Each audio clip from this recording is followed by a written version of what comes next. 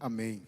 Lâmpada para os meus pés é a tua palavra e luz para o meu caminho. Salmo 119, versículo 105.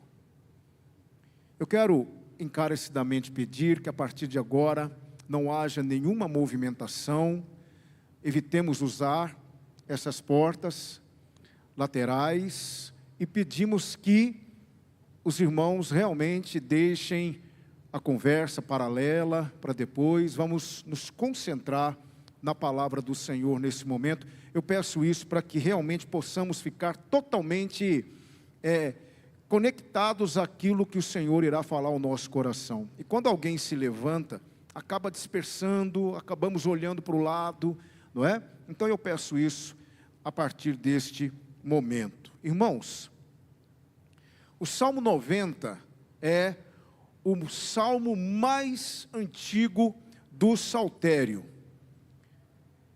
É um salmo de Moisés. E é o salmo que abre o quarto livro dos Salmos. O nosso livro de Salmos, ele é subdividido em 5 pequenos livros. O primeiro livro, dentro do livro dos Salmos, vai do Salmo 1 ao 41. O segundo, do Salmo 42 ao 72. O terceiro, do Salmo 73 ao 89. O quarto, do Salmo 90 ao 106. E o quinto e último livro, do Salmo 107 ao Salmo 150. Então o Salmo 90, que é o mais antigo do Saltério, foi escrito por Moisés, abre esse quarto livro, e ele é, na visão de alguns, o mais sublime dos Salmos. Um escritor chamado Isaac Taylor, ele disse o seguinte: talvez a mais sublime das composições humanas, o mais profundo em relação aos sentimentos, o mais imponente na concepção teológica e o mais magnificente na descrição de imagens. Para que nós possamos entender o contexto do Salmo 90, nós precisamos retroceder na nossa Bíblia ao livro de Números. Nós vamos ver, em um determinado momento da história de Israel, quando Israel estava prestes a chegar à tão sonhada terra prometida, que Moisés envia 12 espias para espionarem a terra e trazerem um relatório dela. Pois bem, esses espias trabalharam, eles percorreram toda a terra de Canaã num espaço de 40 dias. Quando eles voltaram, trazendo um relatório, inicialmente o relatório havia sido muito favorável. Eles disseram que a terra realmente era uma terra que manava leite e mel, era uma terra muito produtiva. Inclusive trouxeram um cacho de uvas, trouxeram um produto, frutos da terra prometida, para mostrar aos israelitas, não é? Como que a terra realmente estava sendo, diante deles, exatamente aquilo que o Senhor havia dito anos antes. Mas esse relatório, infelizmente, ele não ficou apenas na parte favorável. Eles também deram um relatório desfavorável. Eles disseram que eles, os espias, eram como gafanhotos diante dos moradores da terra, que os filhos dos gigantes, eles se faziam presentes na terra, que as cidades eram extremamente fortificadas, e que de maneira nenhuma eles conseguiriam possuir aquela terra. Foi um relatório desanimador, a ponto de toda a congregação se rebelar mais uma vez, murmurar mais uma vez, Moisés, ele ficou extremamente aborrecido com aquilo, ele caiu sobre o seu rosto. Eu quero ler para vocês o texto que mostra esse momento, aqui em Números capítulo 14, versículos 1 a 5. A palavra de Deus nos diz assim: levantou-se, pois, depois de ter ouvido o relatório dos espias, veja só o que vai acontecer. Levantou-se, pois, toda a congregação e gritou em voz alta, e o povo chorou aquela noite. Todos os filhos de Israel murmuraram contra Moisés e contra Arão. E toda a congregação lhes disse: tomara tivéssemos morrido na terra do Egito, ou mesmo neste deserto. E por que nos traz o Senhor a esta terra para cairmos à espada e para que nossas mulheres e nossas crianças sejam por presa? Não nos seria melhor voltarmos para o Egito? E diziam uns aos outros: levantemos um capitão e voltemos para o Egito. Então Moisés e Arão caíram sobre o seu rosto perante a congregação dos filhos de Israel, totalmente assustados, tomados de medo, porque mais uma vez a congregação de Israel havia sido vencida pela incredulidade. É nesse momento que Josué e Caleb se pronunciam, e eles dizem: se o Senhor se agradar de nós, nós iremos possuir essa terra. Por conta disso, por conta deste episódio, o Senhor castigou os filhos de Israel. Para cada dia percorrido na terra de Canaã pelos espias, o Senhor deu 1 ano. Ou seja, eles agora percorreriam o deserto por 40 anos, até que toda aquela geração de incrédulos, de murmuradores, morresse no deserto.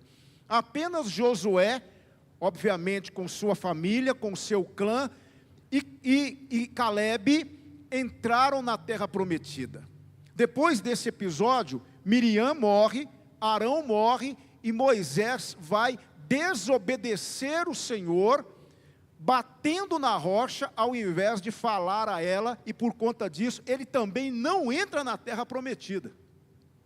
É nesse percurso, nesses 40 anos, dentro desse espaço de tempo, quando o povo agora, como castigo, como disciplina por conta da sua desobediência, e principalmente por conta da sua murmuração, é nesse período que o Salmo 90 é escrito.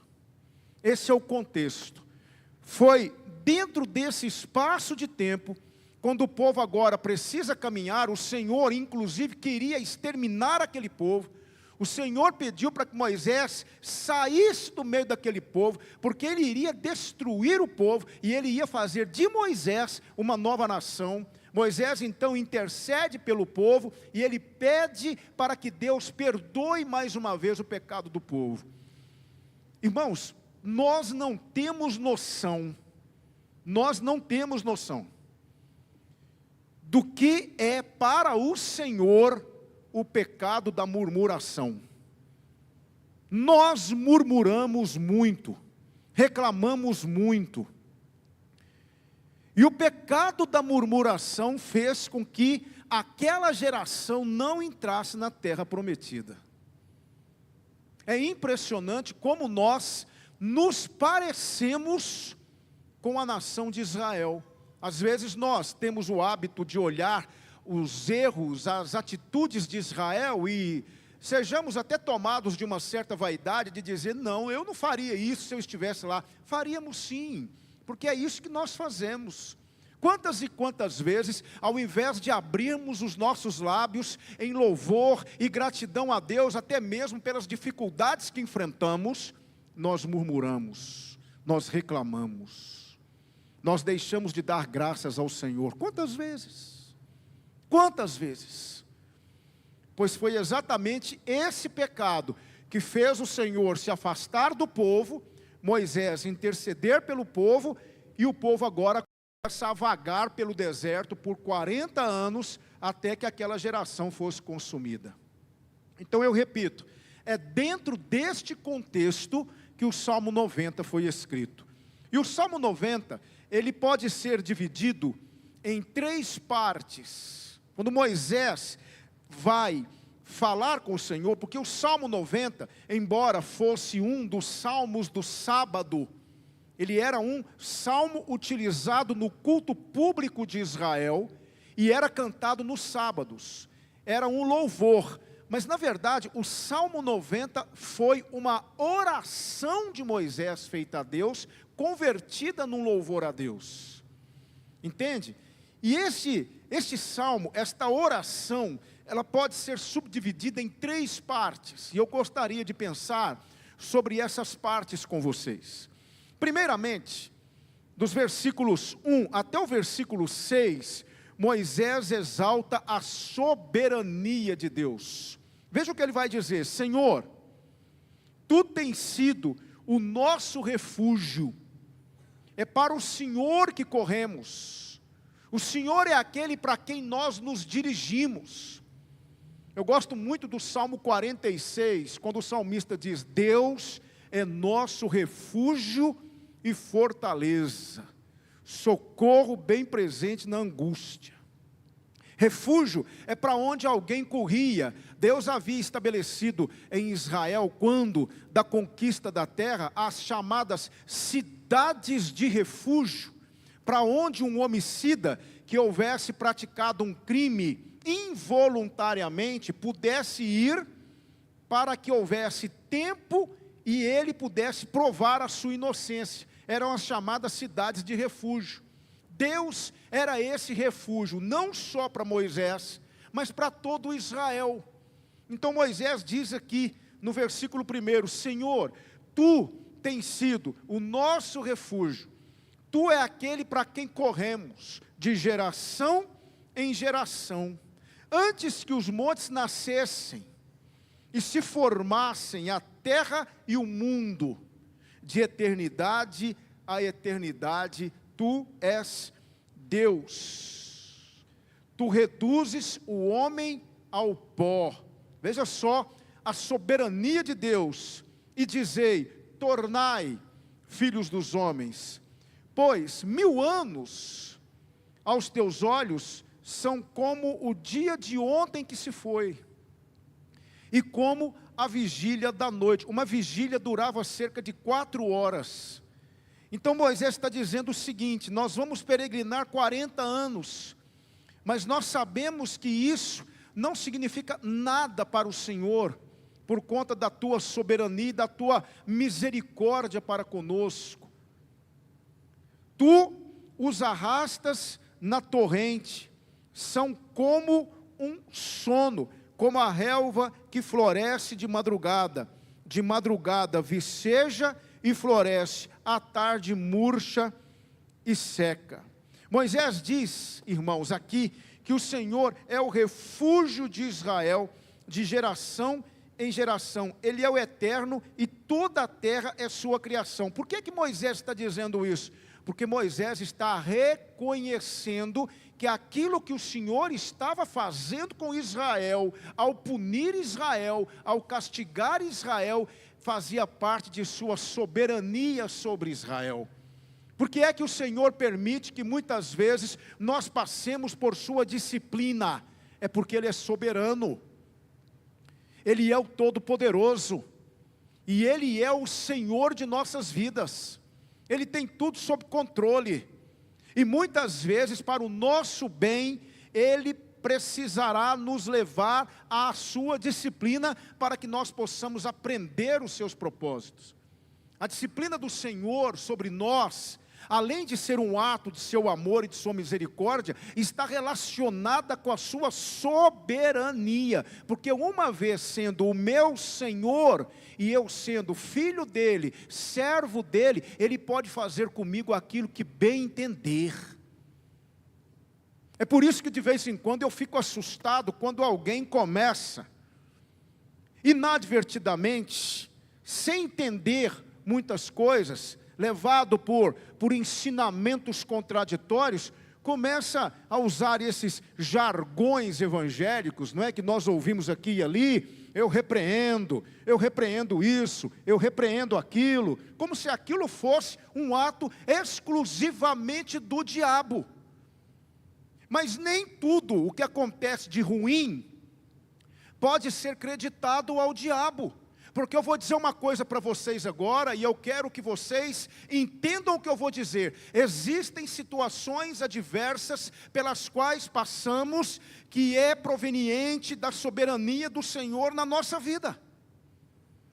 Ele é o autor de alguns momentos difíceis pelos quais passamos. O povo de Israel começou a peregrinar no deserto, começou a passar por dificuldades, começou a enfrentar inimigos terríveis. Deus permitiu que eles passassem por perdas, por situações bem delicadas, como produto da sua soberania. Foi o Senhor quem fez isso. Então, ao invés de muitas vezes abrirmos a nossa boca para questionarmos ou nos atrevermos a repreender qualquer coisa, precisávamos pensar o seguinte: não seria o Senhor que está permitindo que eu passe por essa situação porque Ele quer me ensinar alguma coisa? Isso faz parte da soberania do Senhor. Moisés está dizendo aqui, dentro desse espaço de versículos, esse bloco de versículos do 1 ao 6, Senhor, Tu és soberano, e eu sei que tudo está nas suas mãos. O Senhor tem o controle de todas as coisas, inclusive 1000 anos para o Senhor é como o dia de ontem. O Senhor é aquele que sabe exatamente o que está fazendo. Por isso, realmente, Moisés, diferentemente do povo que foi sendo consumido, alguns morreram no caminho, e realmente, toda aquela geração morreu no deserto. O povo que entrou na terra prometida era um povo totalmente diferente, salvo Josué, como eu disse, e Calebe, que foram os únicos que entraram. Deus fez com que aquela geração de incrédulos, aquela geração de murmuradores, sucumbisse no deserto. Então, querido irmão, eu não sei se você está passando por um período adverso na sua vida, por um problema na sua vida, por uma luta na sua vida. Eu quero que você olhe para a soberania de Deus e diga: Senhor, eu estou passando por isso porque eu mereço? Eu estou passando por isso porque o Senhor está me refinando? Eu estou passando por isso porque o Senhor está, de alguma forma, me mostrando alguma coisa que eu ainda não aprendi? Seja o que for, Senhor, eu sou teu servo e eu aceito a tua repreensão. Nada de ficar dizendo: eu repreendo, que isso? Nós precisamos entender a soberania do Senhor. Ele é o nosso Senhor, nós somos dele, e Ele fará conosco aquilo que lhe apraz, entendendo eu ou não, aceitando eu ou não, concordando eu ou não. Então é isso que Moisés quer nos dizer aqui, versículo 1 ao versículo 6, a soberania de Deus. Mas Moisés não para aí. Num primeiro momento, ele reconhece e exalta a soberania de Deus. Moisés está dizendo: sim, nós precisamos passar pelo que nós estamos passando. O Senhor é soberano, o Senhor sabe o que está fazendo. Mas Moisés agora, presta atenção, muda o assunto e reconhece sua culpa e a culpa do povo. Ele reconhece isso. Veja o que ele vai dizer a partir do versículo 7. Pois somos consumidos pela tua ira e pelo teu furor conturbados. Diante de ti puseste as nossas iniquidades, e sobre a luz do teu rosto os nossos pecados ocultos. Pois todos os nossos dias, veja só que maravilha isso aqui, irmãos, todos os nossos dias se passam na tua ira.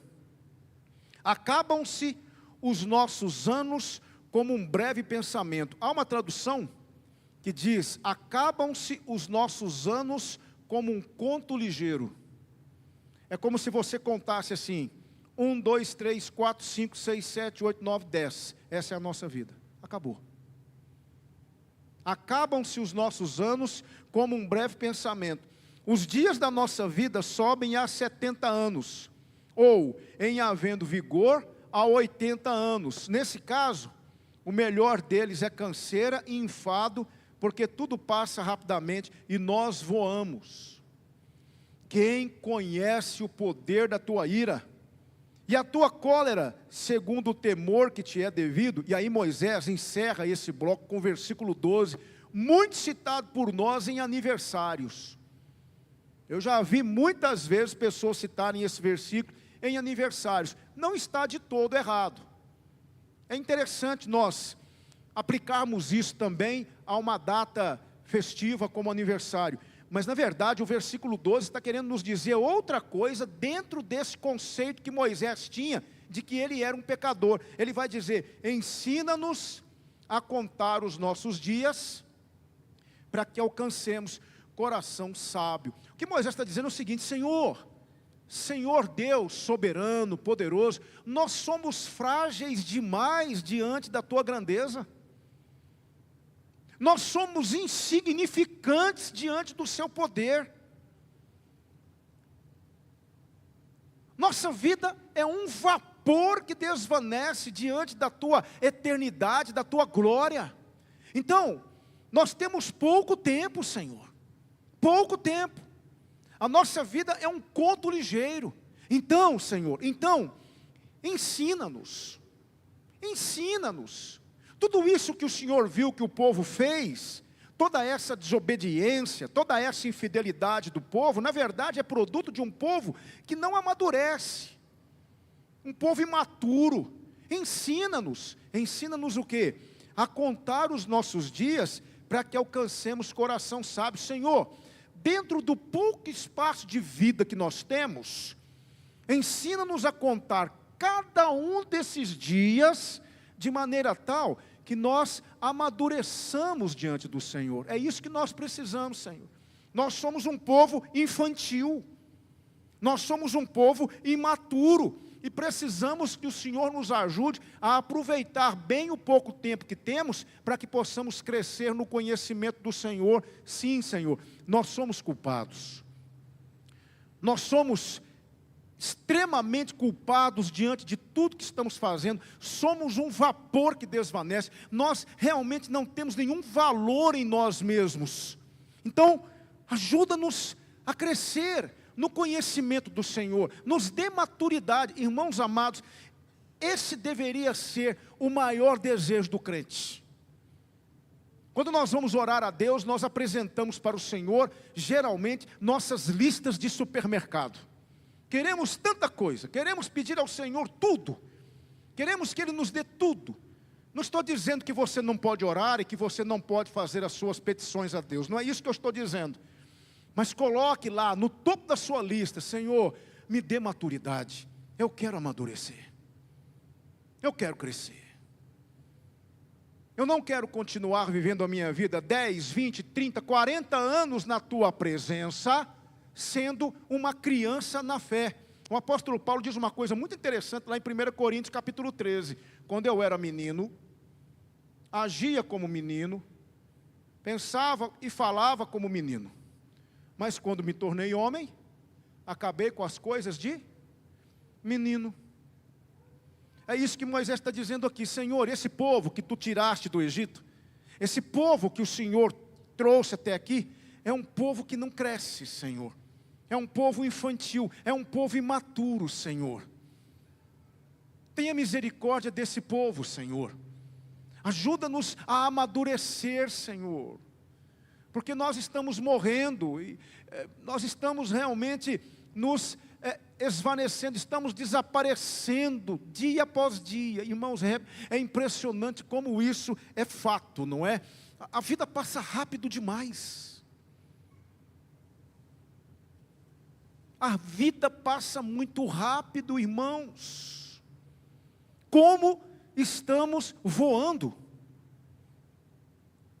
Eu tenho uma prática, eu tenho os meus flashes do passado, e tem hora que eu me pego dizendo assim, Senhor, eu não acredito que lá se foram 35 anos da minha conversão. Parece que foi ontem que eu estive pela primeira vez lá na congregação batista do bairro Danilo Passos. Parece que foi ontem. E lá se vão 35 anos. Parece que foi ontem que eu fui empossado para ser pastor dos irmãos, e lá se vão mais de 6 meses. O tempo tem voado, e nós não podemos ficar perdendo tempo com as nossas criancices. Porque na guerra Deus não usa crianças, na guerra Deus usa homens. E nós estamos em guerra, é isso que o apóstolo Paulo diz, a nossa guerra, a nossa luta não é contra a carne ou sangue, mas é contra os principados, contra as potestades, contra as hostes espirituais da maldade nas regiões celestes.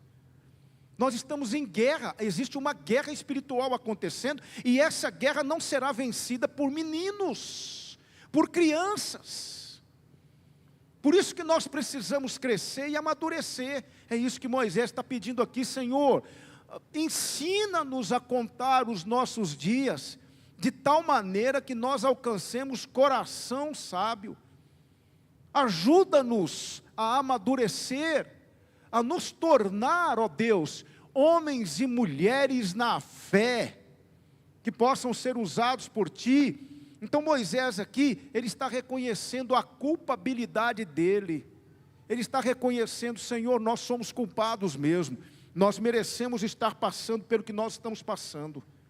Nós merecemos ser tratados da maneira como o Senhor nos trata. Mas Moisés também suplica.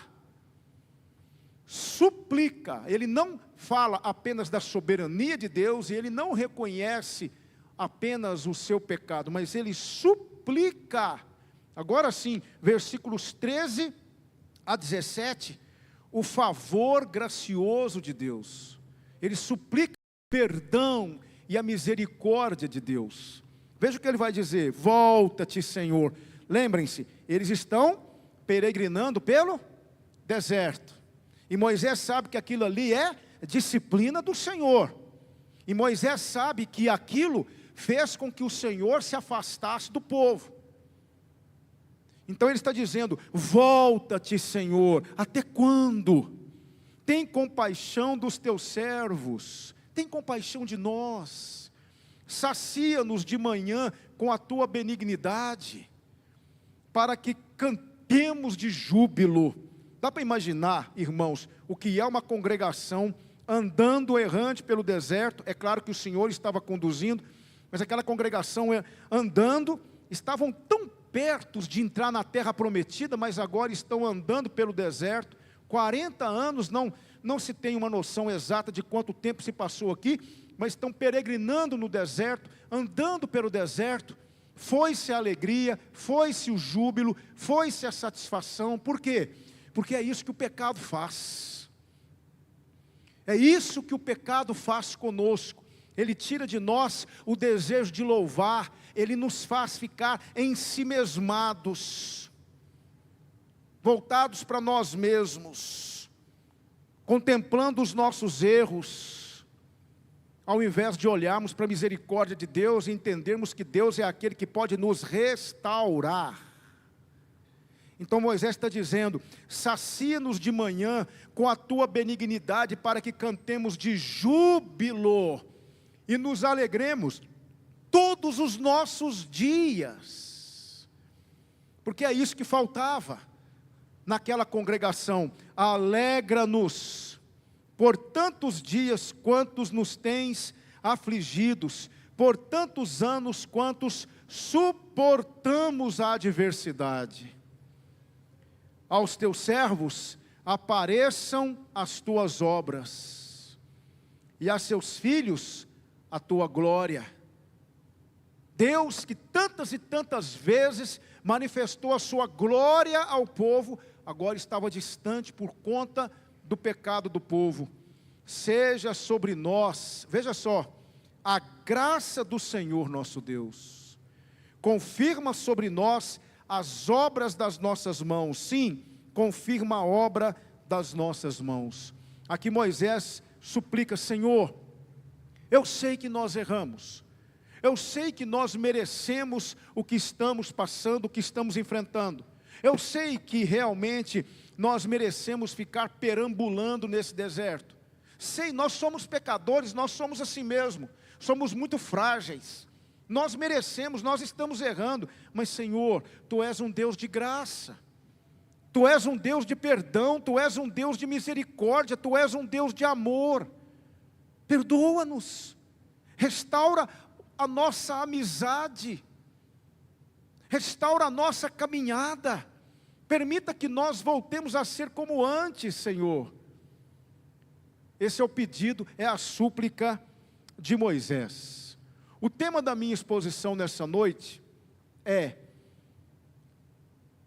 viver a vida, vivendo a vida da maneira certa, não é?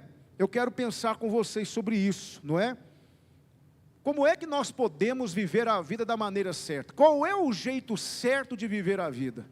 Porque quando nós olhamos para o que aconteceu com Israel, nós precisamos entender que nós também passamos por isso. As mesmas coisas que aconteceu com Israel, acontecem também conosco. Israel não estava vivendo o seu relacionamento com Deus da maneira certa. Como é que nós podemos fazer isso? Como é que se vive a vida da maneira certa? Bom, eu quero aprender 3 coisas com vocês nesse salmo. Primeiramente, só se vive a vida do jeito certo, tendo uma correta compreensão acerca de quem Deus é. Versículos 1 a 6, Moisés deixou isso bem claro. Deus é soberano. Deus é aquele que manda. Deus é aquele que toma as decisões. Deus é aquele que manifesta a sua vontade. Deus é aquele que está no controle. Deus é aquele que me conduz. Eu preciso entender isso.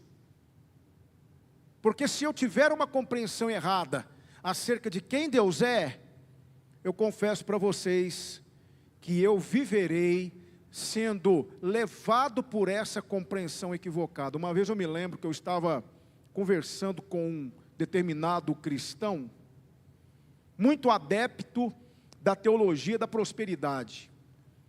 Nas conversas com ele, ele sempre fazia menção daquilo que Deus dá. Deus dá isso, Deus dá aquilo, Deus dá isso, Deus dá aquilo. E eu comecei a conversar com ele, e mostrei para ele o seguinte, que o mais importante não era o que Deus dava, ou deixou de dar, mas o que Deus é, e representa para nós. E na conversa com ele foi entendendo, e ele rebatia: não, mas na verdade Deus quer que eu tenha coisa sim. E eu disse: nem sempre. Ele permite que você tenha, mas às vezes a vontade do Senhor para você vai na contramão daquilo que você quer. Não, eu não concordo, porque eu não consigo enxergar Deus dessa forma. Eu não consigo ver Deus da maneira como você está dizendo. Deus não quer que ninguém viva na miséria. Deus não quer que ninguém viva na pobreza. Aí eu me lembrei de Provérbios 22, Provérbios 11. A palavra de Deus diz assim: o rico e o pobre se encontraram, a ambos os fez o Senhor. Mas não, eu não aceito de maneira nenhuma. Esse Deus eu tenho dificuldade de crer. Esse Deus que não satisfaz as minhas vontades. Esse Deus que não faz o que eu quero. Esse Deus que me deixa passar por dificuldades. Gente, mas a palavra de Deus nos mostra tantos personagens que passaram por dificuldades. O apóstolo Paulo, escrevendo aos Filipenses, ele diz assim: sei estar abatido, e sei também ter abundância. Em todas as coisas, e de toda maneira estou instruído, tanto a ter fartura, como a ter fome, tanto a ter abundância, como a padecer necessidade. Quem foi que disse isso, gente? O apóstolo Paulo. Aí ele vai dizer assim no versículo 13: posso todas as coisas, lá no capítulo 4, naquele que me fortalece. Ou seja, eu posso passar por adversidade, eu posso ter problemas na minha vida, eu posso passar por momentos de apreensão, eu posso ter um momento onde o dinheiro não vai ser mais abundante, onde eu terei de reorganizar todas as minhas finanças, porque agora o desemprego chegou na minha casa. Eu posso sim receber um diagnóstico desfavorável do médico, eu posso descobrir que eu tenho uma enfermidade, sim. Eu posso descobrir que realmente alguém que eu amo está enfermo, eu posso receber um alerta de que as minhas prestações, elas atrasaram, porque naquele mês eu tive que fazer uma escolha, e eu tive que priorizar algumas contas, e tive que reorganizar para me poder pagar no outro mês a outra, e vou pagar com um certo juro. É impressionante como que nós podemos passar por percalços, e Deus permite que nós passemos. Esse é o nosso Deus. Aí eu pergunto, nós iremos amá-lo menos porque passamos por dificuldades? Irmãos, nós precisamos, e vamos em breve, estudar o Salmo 73, que é o Salmo de Asaf. E o que Asaf está ali? Asaf está em crise, porque Asaf começa a olhar o ímpio e percebe que tudo está dando certo para o ímpio, e ele que é filho de Deus, ele que é um servo de Deus, as coisas não dão certo. Isso acontece conosco. Quantas e quantas vezes nós ficamos sabendo de que nós não teremos aquilo que sempre tivemos, talvez estamos com dificuldade, não dá para comprar a carne de todo dia, vamos ter que comprar ovo essa semana, porque a situação está difícil. Mas Deus está no controle, Deus é soberano, e Ele sabe exatamente onde me conduzir e por que me conduzir. Então eu preciso ter uma compreensão exata de quem Deus é. Moisés tinha essa compreensão. Mesmo acontecendo tudo que está acontecendo conosco, o Senhor é soberano, e eu creio na sua soberania. Querido irmão, você está passando por um momento difícil na sua vida? Você está desempregado? As contas estão se avolumando? Parece que não tem uma luz no fim do túnel?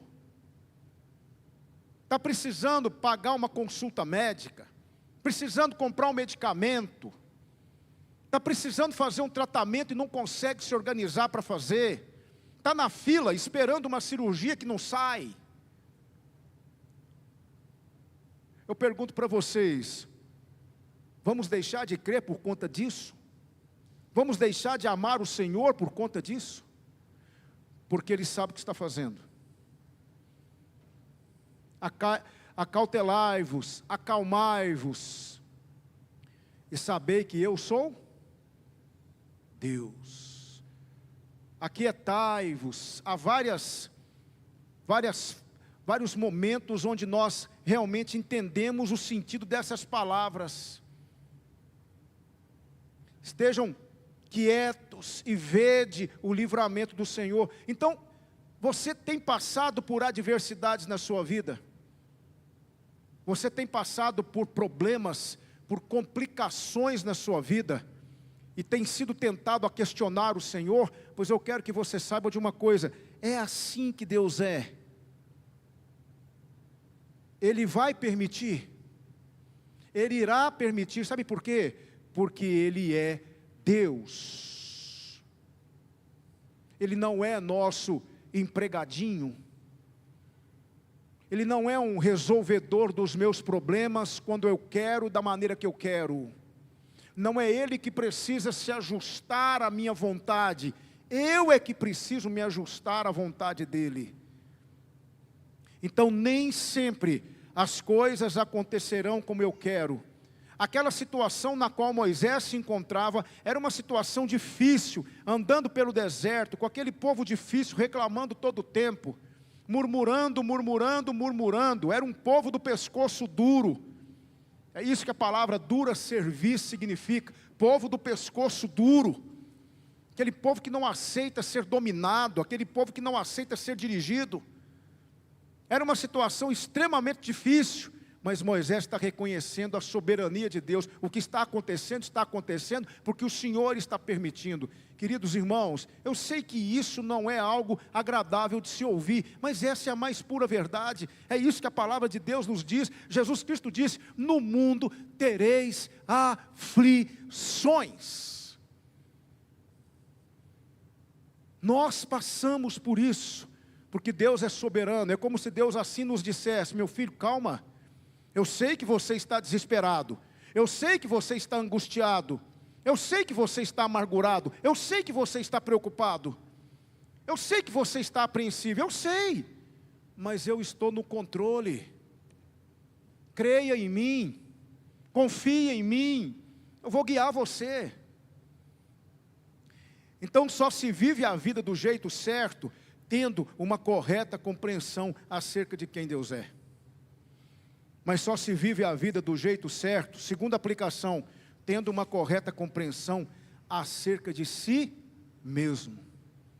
Quando eu percebo quem eu sou. E sabe o que eu sou? Nada. Absolutamente nada.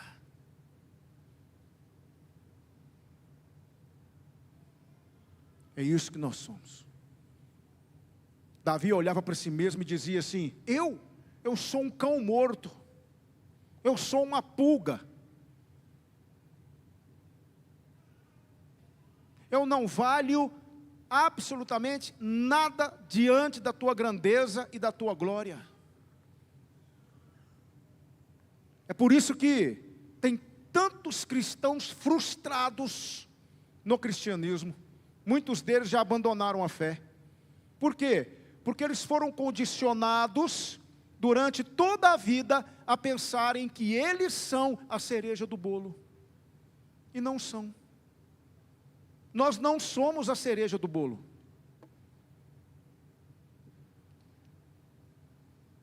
O que somos, somos unicamente por causa da misericórdia e da bondade de Deus. Então Moisés aqui no versículo 7 a 12, ele está dizendo: nós somos um vapor. É isso que nós somos. Rapidinho nossa vida passa. 1, 2, 3, 4, 5, 6, 7, 8, 9, 10. Acabou a nossa vida, Senhor. Então, Senhor, por favor, o tempo está passando. Ensina-nos a contar os nossos dias, para que nós possamos, dentro desse tempo que passa rapidamente, alcançar sabedoria, amadurecer um pouco. Porque nós não somos, irmãos, o que o mundo diz que nós somos. Nós somos aquilo que a palavra de Deus diz que nós somos. E a palavra de Deus diz que nós somos pobres e necessitados. Então só se vive a vida de um jeito certo, correto, quando você tem uma plena consciência de quem você é. É isso que nós precisamos entender. Tape os seus ouvidos, por favor, em nome de Jesus Cristo, para essa maldita teologia coaching, para essa maldita teologia da prosperidade, que quer tirar você da presença de Deus. Porque quando essa teologia começa a dizer para você que você tem direitos, ela está afastando você do Senhor, porque eu não tenho direitos. O que eu tenho é tão somente por causa dos méritos de Jesus Cristo. A Ele seja toda a glória para toda a eternidade. Então, só se vive a vida do jeito certo, tendo uma correta compreensão acerca de si mesmo. Mas para encerrar, só se vive a vida do jeito certo, quando reconhecemos que precisamos, como precisamos do perdão de Deus. Versículos 13 a 17. Moisés está dizendo: Senhor, volta-te para nós, tenha misericórdia de nós, perdoa-nos, restaura-nos, nós precisamos de Ti, não dá para caminhar nesse deserto sem Ti. Quando o Senhor disse que não ia no meio do povo, Moisés disse: se Tua presença não for conosco, lá por ocasião do bezerro de ouro, se Tua presença não for conosco, não nos faça sair desse lugar. Não dá para viver nesse mundo sem Deus. Nós precisamos de Deus, precisamos do perdão de Deus, precisamos desse amor que apaga todas as nossas transgressões. Há uma frase que diz assim: a cruz é o preço do meu perdão. Conta-se uma história de um médico escocês, notável pelo seu espírito caridoso e piedoso. Segundo narrava o texto, depois de sua morte, quando os seus livros estavam a ser examinados, foram encontradas muitas contas sobre as quais estava escrito em letra vermelha o seguinte: perdoado, muito pobre para pagar. Foram encontrados vários livros com contas de pacientes dele que não tinham condições de pagar as consultas. Ele então escrevia com tinta vermelha: perdoado, muito pobre para pagar. Acontece que a esposa dele tinha um espírito diferente, a esposa dele. Então ela disse: que absurdo, essas contas precisam ser pagas. E começou a tomar providências para receber o dinheiro de cada um daqueles pacientes. Então ela foi até a justiça. O juiz então perguntou-lhe o seguinte: são de seu marido estes dizeres escritos a tinta vermelha? Ao que ela respondeu afirmativamente. Então disse o juiz: não há tribunal na terra que possa obrigar os perdoados a pagarem-lhe, pois essa letra é de seu próprio marido.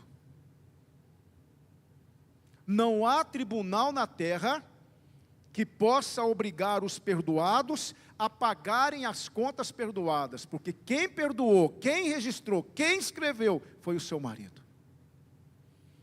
Existe perdão em Deus para cada um de nós. Escutem, o povo de Israel foi perdoado pelo Senhor, e mesmo tendo sido disciplinado pelo Senhor, mesmo tendo sido disciplinado pelo nosso Deus, eles entraram na terra prometida. Caleb entrou lá, Josué entrou lá, aquela geração, nova geração, entrou na terra prometida. Eu quero que nós saibamos disso nessa noite. Existe perdão para mim e para você. Moisés deixou isso registrado. Ele pede a Deus, mesmo tendo feito o que nós fizemos, mesmo tendo agido como nós agimos, mesmo não tendo crido na sua promessa de que nós possuiríamos a terra, mesmo tendo dado ouvidos ao relatório dos espias, ao invés de nos concentrar na sua promessa, mesmo tendo duvidado do seu poder, que nos afirmava que conquistaríamos cada uma das cidades de Canaã, mesmo tendo feito tudo isso, Senhor, perdoa-nos, seja conosco, restaura-nos à tua presença. E o Senhor perdoou o pecado do povo, e aquele povo entrou na terra prometida. Eu quero deixar com os irmãos esse salmo maravilhoso. Esse é o jeito certo de viver a vida. Talvez você esteja andando em círculos, você não consegue andar em linha reta, você não consegue avançar, a sua vida só anda em círculos. Está na hora de você ter uma conversa com o Senhor e falar: Senhor, eu preciso que o Senhor realmente me conduza. Tenho tentado andar sozinho, tenho tentado viver do meu jeito, mas eu preciso que o Senhor me conduza. Eu preciso do teu perdão, eu preciso da tua restauração. Eu quero viver a vida do jeito certo. Chega de viver a vida do meu jeito, da maneira como eu acho, tomando as minhas decisões, fazendo aquilo que me dá na telha.